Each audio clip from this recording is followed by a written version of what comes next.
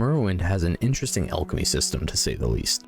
The strength of your potions is based on your alchemical skill, a tenth of your intelligence, a tenth of your luck, multiplied by the quality of your mortar and pestle, all divided by the effects base cost multiplied by 3. This means some potions are easier to make stronger than others. Night Eye, for instance, has a base cost of 0.2, Fortify Attributes is 1, and Restore Health or Magicka is a base cost of 5. What this formula means, though, is that through a little imbibing of our own supply, we can effectively make incredibly strong potions by boosting our attributes. So that's what we're going to do. You want to cook? Oh, and kill some gods. Hey goblins and goblets, it's Super Nellius, and we are getting started with another challenge/guide video. I want to cover the ins and outs of the Morrowind alchemy system, but also use the same system to beat Morrowind. One could even say, I am breaking Morrowind.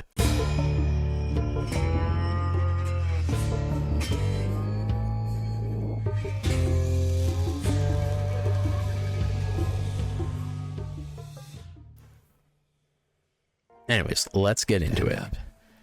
First, we got to make a character, and honestly, for this video, it doesn't even matter. What's your name? I think it's fitting that we make the most well-known chemist to grace the modern age, so we will be Mr. White today. Mr. White. Not even The rest of character creation doesn't even matter, so long as we make sure we have a magic specialization and alchemy as a major skill, just so that we can easily see ingredients. And so I'm going to fill this out.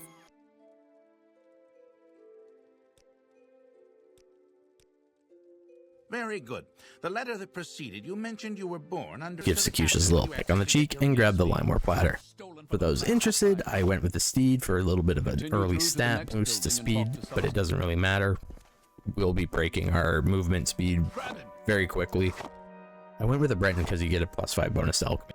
Before we leave the offices, I am going to try and get the key from the shelf so that we can sneak into the warehouse and get some extra loot. This is useful for selling since we need a decent little deposit of gold to get started in our little potion business. I swear, Mr. Ordinator, I am not trying to make my own skooma. Nothing to see here.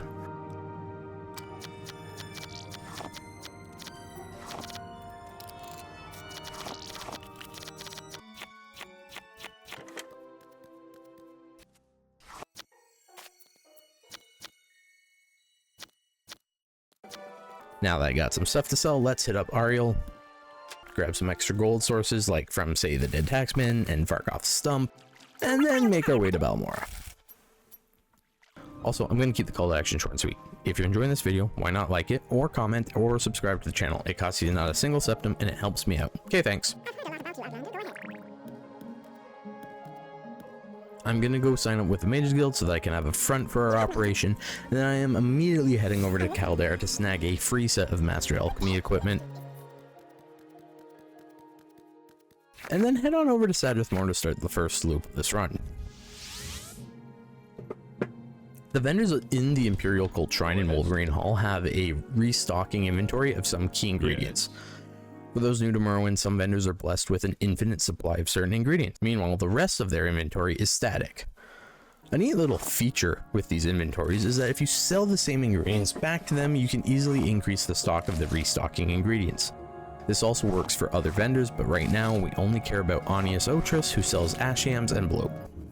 I'm not sure what bloat is. Apparently it's from a plant that doesn't actually exist in the game called a bloat spore, and ash yams are just the yams that are grown in the fertile fields of ash that the Dunmer grow all their crops in.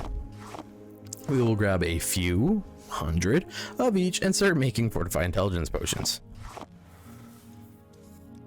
So I haven't fully explained this yet, but in Morrowind you can stack potion effects, and if you remember the equation I mentioned at the beginning of the video, is hotshot, what affects the strength of your potions? Ding ding ding, that's right, it's your intelligence. So we're going to raise this to the moon. Although the equation only uses a tenth of your intelligence to impact your potion strength, it doesn't matter when we fortify our intelligence to over 9,000. It's over 9,000! We could also fortify our luck to get an even greater boost, and to really break things we could use a spell to fortify our alchemy to about 900 as well, but for simplicity and keeping this video's length in check, we will just do intelligence. So I'm going to make a few hundred potions and then I'll be back. Alright, so we got our intelligence crazy stupid high, and now we need a few more things to beat the game. First, we'll need to make a potion to boost our strength, so let's grab some ash yams since they also fortify strength. We will also want to increase our health, so we'll need to grab some shulk resin for that. We should have large kwama eggs already from the warehouse, so we are good there. We did not have any large kwama eggs from the warehouse, so we're not good there. And lastly, we will likely want some fortify agility ingredients and some levitate to make traveling about easier. So let's go do some shopping. Since we are already in Sadrith Mora, let's grab some slowed soap from Anis Selith and ectoplasm from Perliet Rosterard so that we can make fortify agility potions.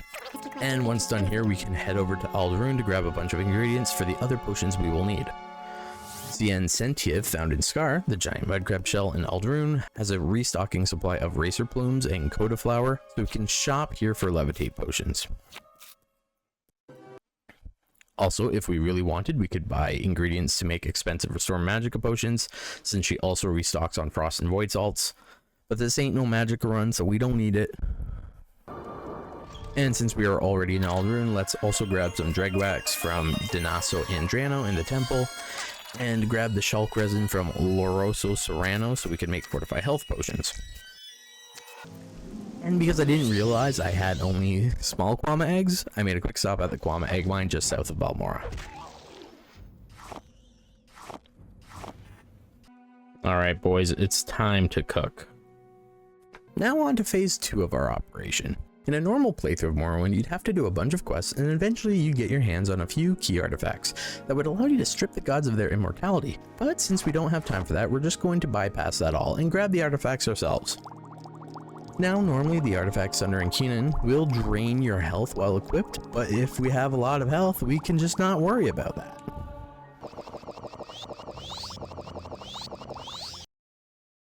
Yeah, I think we're good. So we're going to head straight into Red Mountain and head over to the Citadels Ordrossel and Veminal to grab Keenan and Sunder. At this point, we are pretty much a god, so we can just ignore the enemies in here and make a beeline for the artifacts. It's funny because these super powerful artifacts are just kind of hidden behind some low-level locks, like the average thief could in theory just take them, and yeah, I guess the big bads don't really worry about that kind of thing. With the artifacts in hand, it's time to confront Dagoth. So we'll head on into Dagoth to kill Dagoth in order to destroy the Heart of Lorcan so that we can finally kill Dagoth. Woo! Let's do just that.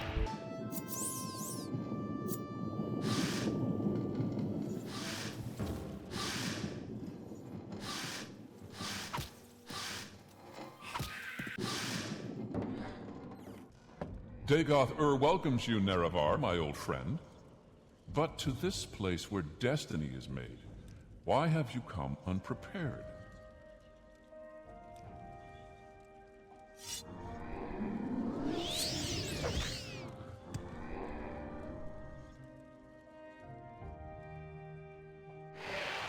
What a fool you are. I'm a god. How can you kill a god? What a grand and intoxicating innocence. How could you be so naive? There is no escape. No what are you doing? What are you doing, fool? This place? Come, lay down your weapons. It is not too late for my mercy. Stop! This is the end. The bitter, bitter end.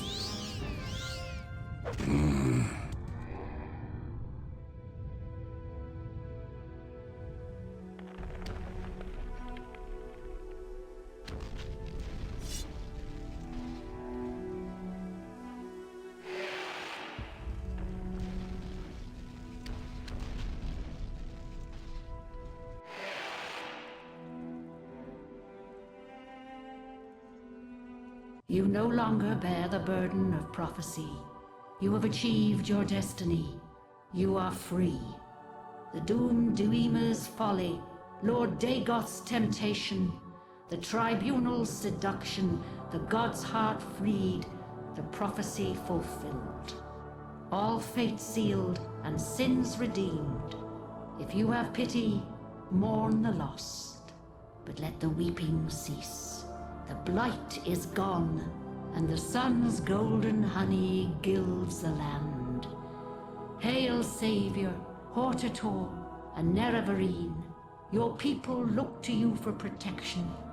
Monster and villains, great and small, still threaten the people of Vvardenfell. Enemies and evils abound, yet indomitable will might rid Morrowind of all its ills. For you, our thanks and blessing, our gift and token given. Come, take this thing from the hand of God.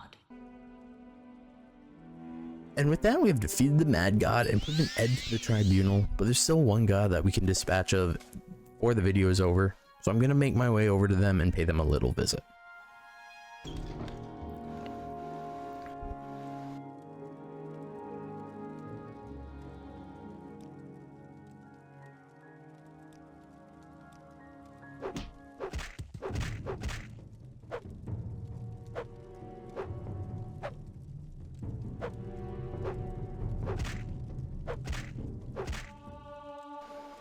And with that, I'm ending this. We could kill Almalexia if I could easily get inside her chambers, but that would involve doing the Tribunal DLC quest, and I don't want to. No, I don't think I will. So thanks for watching. If you liked the video, don't forget to like and subscribe. It really helps me out as a creator, and I hope to catch you in the next one. Alright, bye.